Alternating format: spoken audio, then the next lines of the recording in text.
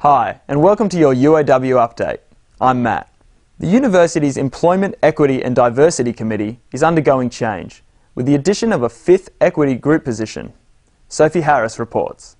The EED supports many equity staff groups on campus and has recently expanded the unit. We are now having a fifth equity position, which is a staff member who is a representative of our gay, lesbian, transgender, bisexual, intersex representative. This move has been welcomed by the National Tertiary Education Union. I think it's fantastic news and very long overdue, and actually a bit disappointing that that particular position hasn't been raised beforehand. You're going to be heard, you're going to have a chance to raise issues in a forum that has been designed to cover all aspects of employment, equity and diversity across the campus. The appointment of a new EED member will not only send positive messages to staff, but also the students of UOW.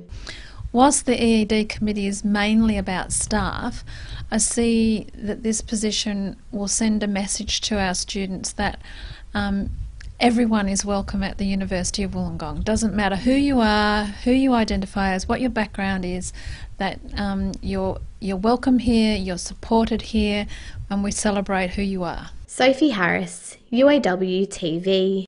Still on equity, and a new scholarship from the university and the Illawarra Junior Rugby Club will make it easier for young rugby league players to study at a tertiary level. UOWTV's Hannah Robertson has the story. The University of Wollongong has always had a strong involvement in sport across the Illawarra, and this has been enhanced with a $20,000 scholarship investment from Illawarra Rugby League. The Colin Purcell Scholarship hopes to get young players thinking not only about rugby league, but other options for their future.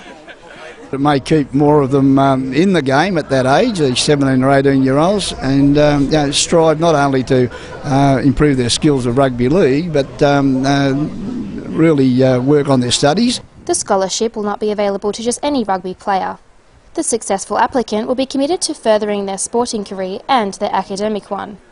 They'll have to have, obviously, the required academic qualifications. So it'll really be restricted to rugby league players in their high school certificate year. The investment is made up of surplus from last year's centenary of rugby league celebrations. The scholarship marks an important collaboration between the university and the rugby club. Today is the important handing over the cheque. I think there's two important things. It's the Centenary Committee handing over the cheque, and it's to be called the Colin Purcell Centenary Scholarship. The university plans to make good use of the scholarship funds, with $1,000 being awarded each year to eligible students. It's that assistance and that help to get to university, cover some of those costs, but most importantly the mixture between their love of rugby league and hopefully their future career at the university and beyond. Hannah Robertson, UOWTV. A new smartphone app is set to make our campus a lot safer. After years of development, the Safe Zone app was officially launched at UOW this semester. It's an application that allows everyone on campus to call for help wherever they are. It can pinpoint where incidents happen, the first aid, duress or situations like that, where we can respond straight away. 10 years in the making, UOW staff and students are the first to trial the app. Go to safezoneapp.com, then you can see some details about the app and the links to the app stores where you can get it.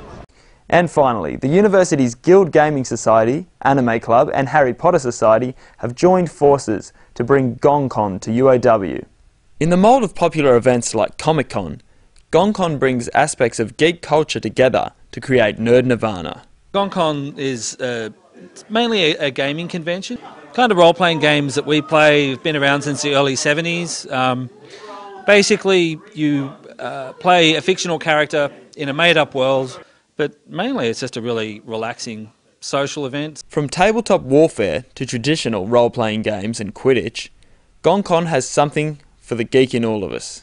Well, today we are going to be doing a bit of an exhibition Quidditch match against the Gaming Guild and all the other clubs that are organising. It's more about unifying a love for this one sport and, of course, the Harry Potter series, of course. But it's also about, having fun. And that's our update for this week. I'm Matt Baxter.